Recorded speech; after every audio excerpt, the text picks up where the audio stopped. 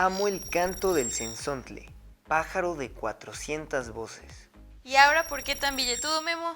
¿Te sacaste la lotería? No, espera, Mati. Estoy tratando de leer lo que dice aquí en la letra chica. Es un poema atribuido a Netzahualcóyotl y sigue así. Amo el color del jade. No sigas, nerd. Seguro te la sabes de memoria. Estoy tratando de leerlo, pero lo que sigue está en letra más chiquita. No venía preparada, pero... ¿Una lupa? A ver. Amo el color del jade y el enervante perfume de las flores, pero amo más a mi hermano el hombre. Acabas de completar el poema gracias a esa simple lupa y en tu celular también hay una aplicación que te permite magnificar los detalles. Se llama Lupa. A ver. Lupa. Ya la encontré.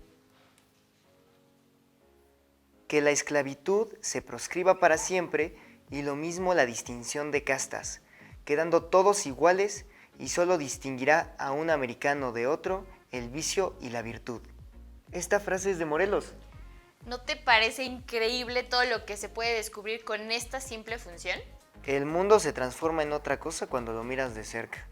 ¿Te imaginas tener una lupa mucho más potente? Un instrumento para hacer zoom hasta lo más pequeño. Quizá hasta para poder ver las bacterias. ¿Un microscopio? Exacto. ¿Qué tal si investigamos un poco sobre los microscopios? Honestamente, no sé casi nada de su historia ni de su funcionamiento. Yo tampoco. Alguna vez lo utilizamos en la clase de biología, pero cuando ya me tocaba a mí, sonó la campana. Así que también estoy en blanco sobre el tema. Creo que podríamos encontrar cosas bastante interesantes. Durante siglos, pueblos y ciudades enteras se vieron diezmadas por las más brutales epidemias. Presas de la ignorancia, estas tragedias las atribuían a castigos divinos o el actuar de brujas, y las defensas se realizaban pensando en estas causas. Pero el cólera, la peste, la lepra no respondían ni a las ofrendas ni a los rezos desesperados. La modernidad tampoco ofreció respuestas satisfactorias. El miasma fue la teoría dominante hasta bien entrado el siglo XIX. Se creía que el cólera y la sífilis eran enfermedades causadas por los olores nauseabundos de las alcantarillas citadinas. No fue sino hasta que se descubrió la existencia de las bacterias que se empezó a entender la causa de las enfermedades. Y ese descubrimiento fue posible gracias a la invención de un instrumento que permitió a la humanidad asomarse a un universo hasta entonces invisible: el microscopio. Los primeros microscopios aparecieron bajo la discutida autoría de los Janssen o Galileo Galilei. Pero el microscopio más potente fue el que inventó en el siglo XVII un personaje que no tenía nada que ver con la ciencia: el comerciante textil holandés Anton van Leeuwenhoek. Él se dedicó a fabricar sus propios lentes de aumento, pues las rudimentarias lupas con las que examinaba el tejido de sus telas no eran suficientes. Realizó más de 500 prototipos hasta encontrar el ideal, y sin darse cuenta, había elaborado el microscopio más potente hasta ese momento.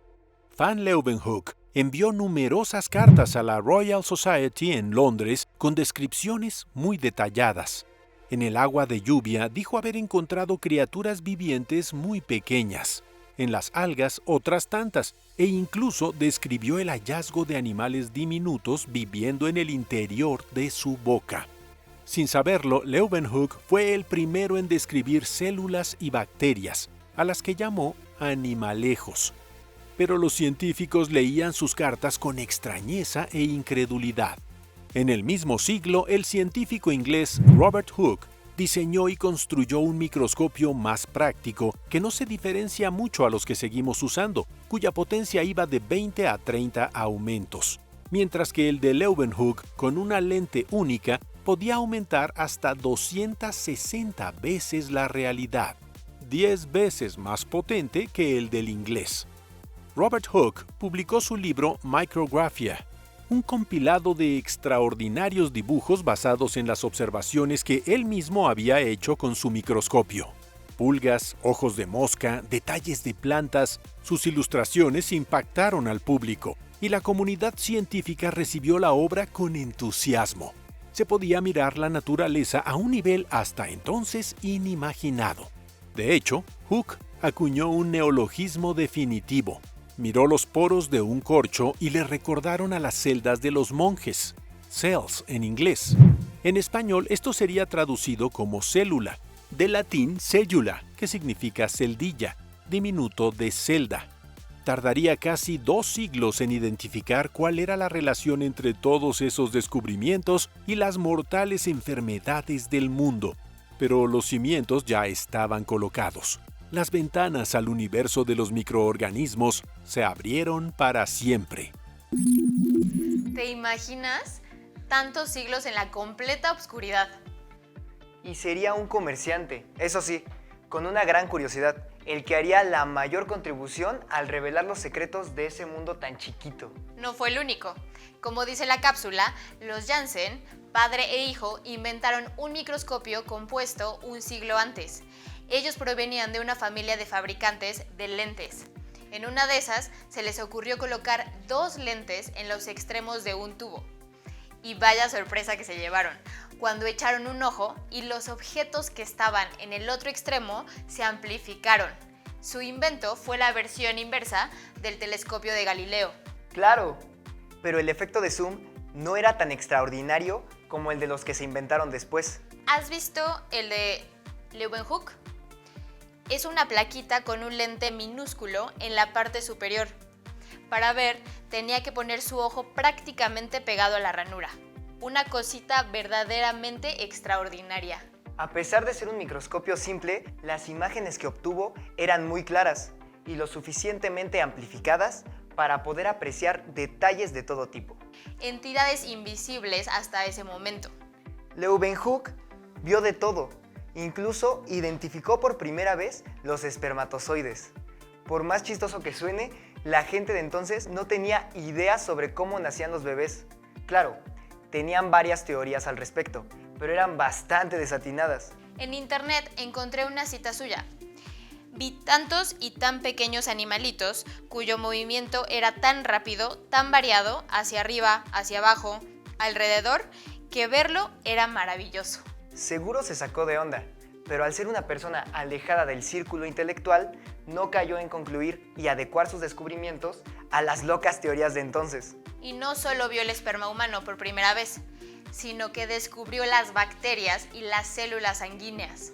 Sus hallazgos resonaron en toda Europa. Al ser holandés, tuvieron que traducir sus cartas y al inicio no le creyeron mucho. Leeuwenhoek envió dibujos y varios de sus microscopios a figuras importantes para que lo tomaran en cuenta. Y no les quedó de otra. Lo malo fue que Leeuwenhoek jamás quiso revelar la técnica con la que pulía sus lentes. Eso retrasó casi 200 años avances significativos en el uso del microscopio. No, pues sí parece que era bastante celoso con sus artilugios. A pesar de todo eso, sus observaciones después serían una de las bases para la creación de una ciencia propia, la microbiología. Memo, aún me quedan dudas sobre cómo funcionaban esos microscopios y se me ocurre que podemos contactar a un experto. Y seguro ya lo tienes. ¿Quién es ahora, Mati? Es el doctor Christopher David Wood, responsable académico del Laboratorio Nacional de Microscopía Avanzada de la UNAM. Recibió el premio Imaging Solutions of the Year en el área de microscopía en 2008 y el reconocimiento estatal de Morelos al mérito de investigación, categoría Divulgación y Vinculación en 2020. Ha realizado trabajo de investigación en microscopía óptica y análisis de imágenes y ha trabajado en el diseño y fabricación de microscopios. ¿Qué tal, doctor? Mucho gusto. Hola, doctor, ¿cómo está?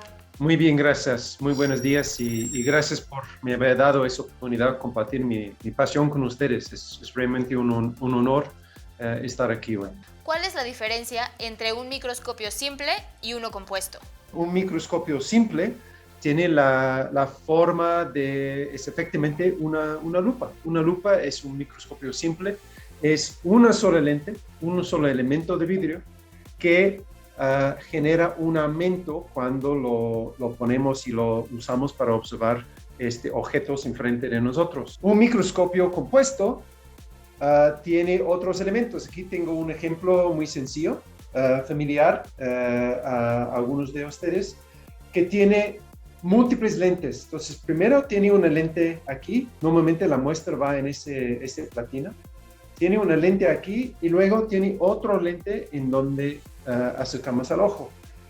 Estos dos lentes trabajan en conjunto y generan un aumento mayor al lente solo. Lente microscopio simple tiene un límite menor de aumento comparado con un microscopio compuesto. Eso es la clave. ¿Cómo funciona un microscopio óptico o de luz? Es simplemente utilizar elementos de vidrio, lentes, para manipular las propiedades de la luz para que generen un aumento y podemos ver con más detalle un área que normalmente está demasiado pequeño para observar todos los detalles que están presentes. ¿Cuáles fueron las principales limitaciones de los microscopios antes del siglo XIX? Los microscopios, los lentes existían desde hace muchos siglos, pero inicialmente la tecnología de la producción de vidrio no estaba tan desarrollada. Entonces, las lentes que existían sí tenían aberraciones, imperfecciones que distorsionan las imágenes que se generan. Entonces, por esa razón, eso limitaba lo que antes podemos ver a través de las lentes en hace 3, 4, 5, 6 siglos. Estamos de acuerdo en que el microscopio de Leeuwenhoek era muy diferente al que utilizamos actualmente. Sí, era muy potente, pero también era de lo más incómodo para usar. El prototipo de Robert Hooke, en cambio, permitía mayor control a la hora de trabajar con las muestras. De hecho, era sumamente similar a los que son de uso habitual en las escuelas. Entonces, los microscopios que utilizamos de vez en cuando en la preparatoria son los ópticos o de luz. Eso quiere decir que funcionan gracias a que los lentes doblan la luz visible y así magnifican la imagen hasta entrar en el ojo humano. Aunque no todos los microscopios pueden ampliar hasta 1200 veces el tamaño de la muestra. Y ni te creas, a pesar de que el microscopio fue de lo más innovador en su tiempo, durante varias décadas, los científicos no se fiaron por completo de sus observaciones. Y es que el aumento de los lentes no era tan complicado como la resolución de las imágenes. Es decir, la capacidad para distinguir la distancia entre dos objetos era un obstáculo. Dos entidades podían parecer al ojo humano como una sola. Y a eso súmale que no se podía corregir la aberración cromática y la aberración esférica. Escucha esto. La aberración cromática es un tipo de distorsión óptica provocada por la imposibilidad de una lente para enfocar todos los colores en un único punto de convergencia. Muy bien, Memo. ¿Y la aberración esférica? Es un defecto de los espejos y las lentes por el que los rayos de luz que inciden paralelamente al eje óptico, aunque a cierta distancia de este, son proyectados a un foco diferente que los rayos próximos al mismo, provocando que las imágenes se deformen esféricamente. ¡Órale! ¿Y sabes quién resolvió estos aberrantes problemas? El cirujano británico Joseph Lister. Al combinar dos lentes con propiedades distintas, este científico neutralizó la aparición de los colores que no debían estar ahí. Y en el caso de la aberración esférica, los objetos que aparentaban estar siempre redondeados dejaron de verse así, mostrando su forma real. Una vez resuelto el problema, entonces sí, comenzó la fabricación de microscopios en masa. Los médicos y científicos hicieron fila para obtener uno de esos valiosos instrumentos. Eran de lo más populares y llegaron para quedarse. Todavía a mitad del siglo XIX ni se cuestionaba que los olores eran causantes de las enfermedades, pero científicos como John Snow, Robert Koch y Louis Pasteur no dieron su brazo a torcer y demostraron que los gérmenes y las bacterias son la causa de muchas dolencias físicas. Y aún faltaba mucho camino por recorrer. Si bien ya se podían ver células y microorganismos, los virus y objetos todavía más pequeños continuaban siendo invisibles. Creo que es un buen momento para volver con el especialista. ¿Cómo funcionan los microscopios electrónicos? No utiliza luz, utiliza una fuente de electrones que se acelera hacia una muestra que tenemos montado adentro. Nada más que los lentes ahora no son de vidrio, son imanes porque el electrón lleva una carga negativa. Entonces, así podemos manipular la forma y enfocar el haz de electrones a través de imanes. ¿Cuáles son las expectativas a futuro con los microscopios modernos? Tenemos más capacidad de ver detalle, más resolución espacial que mencioné antes, que nunca. Ahora, unos 10, 20 veces estamos utilizando algunos microscopios increíblemente potentes. Y hay microscopios que están acercando a tener el mejor de los dos mundos, tener muchísimo detalle, pero al mismo tiempo poder observar muestras mucho más grandes en donde todo lo que estamos viendo es más fisiológico, más real. La otra es que la microscopía sea mucho más accesible para el público. ¿Qué tipo de investigación se hace en México con la ayuda de los microscopios? Pues en mi posición como director del Laboratorio Nacional de Microscopía Avanzada, recibimos investigadores de todo el país que vienen al laboratorio para tener acceso a los microscopios. Nos vemos, doctor. Muchísimas gracias. Adiós, doctor. Muchas gracias. Muchas gracias a ustedes. Fue todo un placer y hasta pronto. Espero. La evolución y perfeccionamiento de los microscopios tomó impulso en el siglo XX. No solo se habían resuelto varios problemas técnicos, sino que el desarrollo de otras ciencias replanteó cuál era el límite de nuestro conocimiento sobre el microcosmos. La teoría celular y la de los microorganismos reemplazó las creencias de antaño, pero todavía faltaba otro poco. Los virus y los procesos que ocurren dentro de las células eran sumamente difíciles de observar. En la primera mitad del siglo XX, Richard Zsigmondy y Fritz Zernike resolvieron dos impedimentos de la microscopía. En el primer caso, los coloides, partículas más pequeñas que la longitud de onda de la luz, no se podían ver al estar dispersos en otras sustancias. La solución aportada por Richard Zsigmondy fue el ultramicroscopio, el cual ilumina la muestra desde otra dirección distinta a la del ángulo de visión.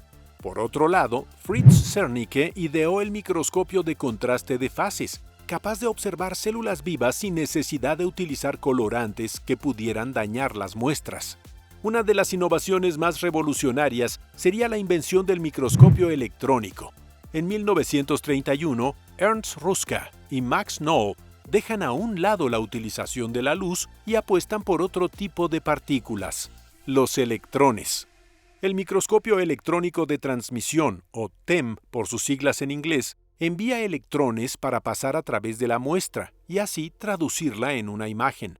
Una década más tarde se inventó la microscopía de barrido, que emplea un haz de electrones para escanear la superficie de la muestra, creando así una imagen tridimensional. La microscopía electrónica ofrece imágenes impresionantes de la realidad y ha permitido entender las complejas estructuras de los virus, las células y partículas subatómicas. Nuestro arsenal de defensa ha crecido en paralelo a la capacidad que tenemos para imaginar. Hoy en día, los avances tecnológicos han permitido incluso la manipulación de los átomos, desarrollando maneras cada vez más eficaces para apreciar las partes esenciales de la vida. Vaya, ¿quién dice que la ciencia no es interesante? Y lo que falta.